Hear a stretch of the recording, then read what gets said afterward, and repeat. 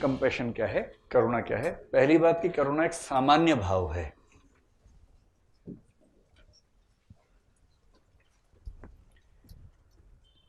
एक शब्द होता है दया, पिटी।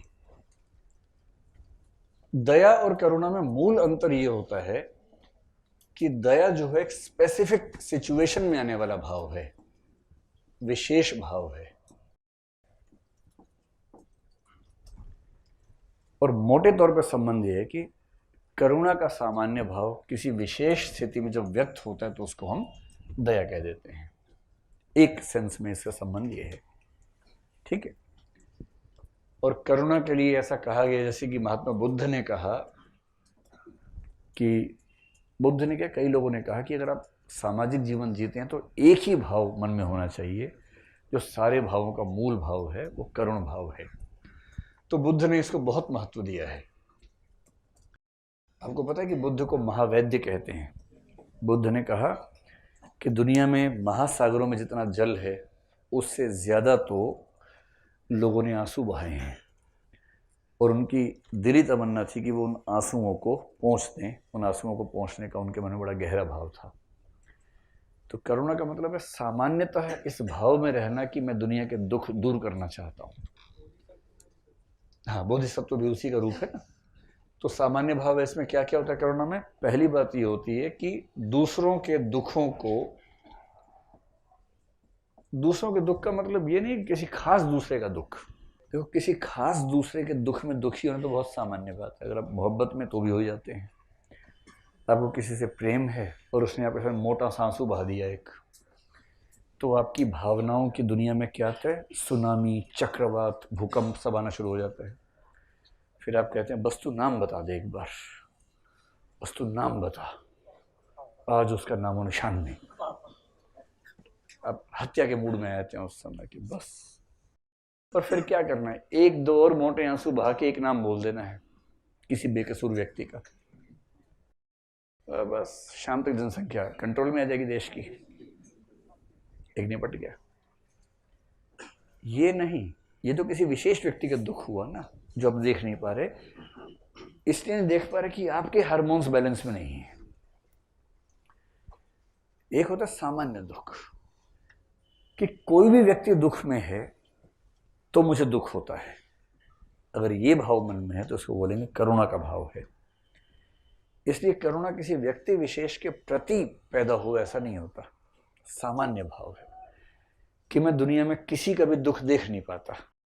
अगर ये भाव है तो हम कहेंगे कि इस व्यक्ति के भीतर कंपैशन है, करुणा है। बात समझ में आ गई? तो दूसरों के दुख के प्रति तीनों चीजें इसमें होनी चाहिए। पहला है संज्ञान होना चाहिए। एटीट्यूड में क्या तीन चीजें होती थी? संज्ञान, भावना और व्यवहार करने की मतलब प्रेरणा।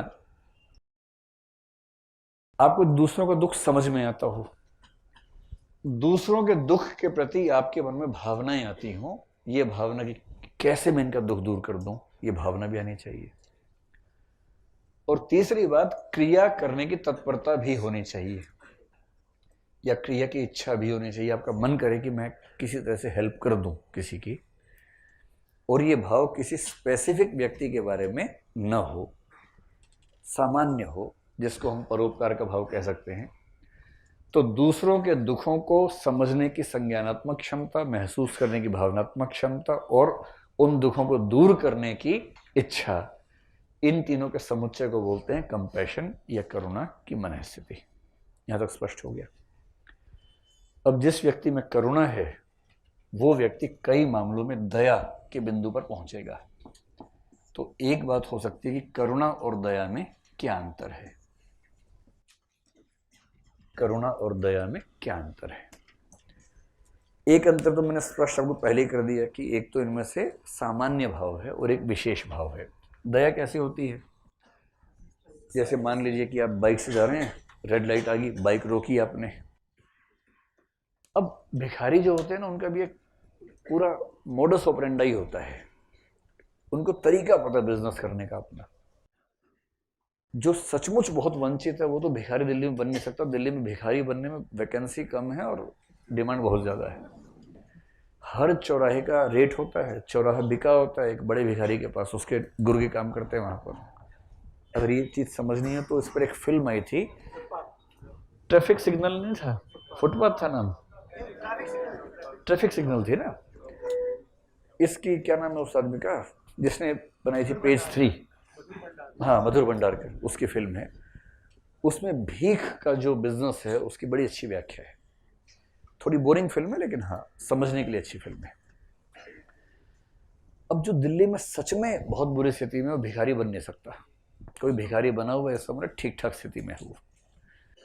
और दिल्ली में कोई भिखारी अगर आप उसके घर पे छापा मार देंगे ना तो 10, 20, 25 लाख रुपए तो मिल ही जाएंगे उसके पास। ऐसे कुछ केसेस आए भी हैं इस बीच में, आते रहते हैं बीच बीच में। ये मैं इसलिए कह रहा हूँ कि मैं भिखारियों के प्रति आपकी करुणा कम करना चाह रहा हूँ बेसिकली, इसलिए मैं आपसे कह रहा हूँ।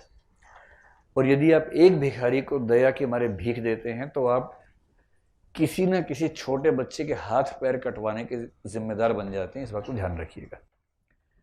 किसी बच्चे के हाथ पैर कटे थे इसलिए भीख मांग रहा है, ऐसा नहीं है। क्योंकि हाथ पैर कटे होने पर ही भीख मिल पाती है इसलिए बच्चों के हाथ पैर कटते हैं। इनमें रिलेशनशिप रिवर्स है, जो हम समझते हैं वो नहीं है रिलेशनशिप। इसलिए अगर किसी बच्चे के हाथ पैर कटे और आपने उसको भीख दी तो आपने एक बच्चे के लिए और व्यवस्था कर दी। इसलिए जब जब दया ना संभले ना, कुछ इन काइंड की, जैसे मेरा तो तरीका है कि कोई बच्चा अगर बहुत ही रोनी सूरत बना के आ जाए तो मैं अपने वाहन में कुछ बिस्किट रखता हूँ जानबूझ के। मैं रखता तो अपने लिए हूँ, इसलिए नहीं रखता कि उसको देना है, तो मैं उसको खिला देता हूँ। वही पैकेट खोल के, बंद पैकेट नहीं, कि बंद पैकेट तो फिर बिक जाएगा कहीं ना कहीं। पैकेट खोल के किलो बेटा खा लो, उसका मिसयूज नहीं हो सकता, अब वो खाना ही पड़ेगा, उतना ठीक है। अब आप जा रहे हैं बाइक से, रुके रेड लाइट पे, एक आया उसने ऐसे ऐसे हाथ किया नीचे से, आपने कहा कहाँ, नीचे देखा, एक व्यक्ति बिना पैर के अजीब सा मुंह बना के, हाथ पैर उसके ठीक नहीं है, और वो आपसे मतलब ऐसी आंखों से कह रहा है कि 2 दिन से खाना नहीं खाया, बाबूजी कुछ दे दो। आपको बहुत जोर की दया जाग गई, जाग जाती है ना कभी कभी। आपका मन करता है क्या करूं क्या ना करूं, फिर आप थोड़ी बाइक आगे कर लेते हैं, वो और वहीं आ जाता है, फिर ऐसे ऐसे करता है। अब उसको पता है कि इस व्यक्ति की दया जगाने में 3 से 4 सेकंड और लगने वाले हैं, और रेड लाइट में भी 10-12 सेकंड बचे हुए हैं। बड़ा जबरदस्त उद्यम होता है वहां पर कि टाइम देख के वो पहले देखते हैं कि कितना जल्दी पिघलने वाला आदमी है। अगर किसी को देख के लग जाए पिघलेगा नहीं 1.5 मिनट में, तो भाड़ में जाए। उसी टाइम फ्रेम में पिघलने वाला आदमी चाहिए उनको, जिसको देख के लगता है 30 सेकंड में पिघल जाएगा, वहां फिर वो उद्यम करते हैं, बाकी जगह उद्यम नहीं करते। इसलिए कई लोगों के पास जाते ही नहीं हो। जैसे किसने रोका, देखा हो मेरे पास आ ही नहीं रहा, कोई साइड से निकल जाते हैं। मुंह पे लिखा है कि नहीं देगा कुछ, तो इसके पास क्यों जाएंगे। जिनके मुंह पे थोड़ा सा होता है ना, इमोशनल हैं, भावुक हैं, उनके पास जाते हैं। 30 सेकंड में हिसाब बराबर करना है उनको, तो वो इतना रोनी सूरत वो सब करेंगे, आपको बहुत जोर से दया आ गई, आपको लग रहा है राम क्या कर दूं इसके लिए मैं। आपने पर्स के लिए हाथ अपना उठाया, इतने में ग्रीन लाइट हो गई। पीछे बार बार पी पी पी, दिल्ली का आदमी ग्रीन लाइट देके पागल हो जाता है, जैसे सांड लाल देके पागल होते हैं। कोई सांड लाल रंग देख के जैसे पागल होता है, वैसे दिल्ली का आदमी ग्रीन देख के पागल होता है। उसको लगता है कि फिर रेड ना हो जाए, टाइम खराब हो जाएगा, चलो चलो चलो पी पी पी। अब आपकी दया यहाँ तक आ गई थी, बस निकलने वाली थी। आपने उसको देखा, फिर ग्रीन लाइट देखी, फिर आपने कहा दया बाद में कर ले, कोई बात नहीं, कि मैनेज करो यार तुम, करके आगे निकल गए। जैसे ग्रीन लाइट क्रॉस की, फिर हवा अच्छी चल रही है, जुल्फें लहरा रही हैं, आपकी किसी और की नहीं, और आसपास मनोरम दृश्य है, पक्षी चहचहा रहे हैं। 1 मिनट हुआ, दया हवा हो गई, याद भी नहीं रहा कि कौन था, खत्म। कोई सुंदर दृश्य दिखा, उसको देखते हुए चला रहे, धाड़ से जैसे होता है बाइक चलाने में कई बार। इसलिए कहा गया कि बाइक चलाते हुए हर तरह के आकर्षण से बचे, सड़क पे देखें सिर्फ। तो दया कैसी भावना है, बहुत स्टेबल है या बहुत टेम्परेरी भावना है? बहुत टेम्परेरी है। तो करुणा की पहली बात तो हो गया सामान्य भाव, और दया है विशेष भाव। किसी को देखा था, दया आई, जैसी वो नजर से ओझल हुआ, खत्म। आपने वो कथन सुना है, out of sight out of mind. ये मोहब्बत की दुनिया का बहुत प्रसिद्ध कथन है। जिसको लॉन्ग डिस्टेंस रिलेशनशिप्स के बारे में कहते हैं कि भैया अगर किसी से प्रेम करो, बहुत दूर रहता हो, तो मेंटेन करना बड़ा मुश्किल है। कि प्रेम हो गया दिल्ली में, उसके बाद पता लगा नायक चला गया प्रतापगढ़ और नायिका मथुरा में है, और इंटरनेट दोनों के घर पे नहीं आता है। मतलब वो वाली कॉल नहीं हो रही, कौन सी वीडियो कॉल नहीं हो रही है, खाली SMS आ रहे हैं पुराने टाइप के। 1-2 महीने होते होते क्या होता है कि नायक किसी और को देख के सोचता है कि यहीं मैनेज कर लेता हूँ। उधर नायिका को भी लगता है कि मथुरा बहुत दूर है, प्रतापगढ़ बहुत दूर है, मथुरा ही ठीक है, बहुत वो आगरा तक देख लेंगे, ऐसा क्या है। तो चल नहीं पाता, क्योंकि out of sight out of mind. जो नज़र से ओझल हुआ वो दिल से दूर हो गया। ये बहुत सामान्य मनोविज्ञान का नियम है। जैसे होता ना कि 12वीं क्लास की फेयरवेल, सब रो रहे हैं कि है तुम्हारी बहुत याद आएगी, तुम कहाँ जा रहे हो, है ऑटोग्राफ दो, ऑटोग्राफ, खून से ऑटोग्राफ ले, खून से ऑटोग्राफ ले। और वही दोस्त 6 महीने बाद पूछते भी नहीं एक दूसरे को, बहुत हुआ तो हाँ कहाँ हो, अच्छा वहाँ, ठीक है एंजॉय। क्योंकि नए दोस्त बनने हैं, नए दोस्तों में एकदम मस्त हैं, पुराने दोस्त याद ही नहीं आते हैं। ये इनस्टेबल फीलिंग्स हैं। स्टेबल फीलिंग वो है जो लगातार आपके मन के अंदर बैठी है, और इसलिए कोरोना को बोलते हैं स्टेबल या स्थिर भाव। और दया जो है वो क्षणिक भाव है। इन दोनों में ये अंतर है।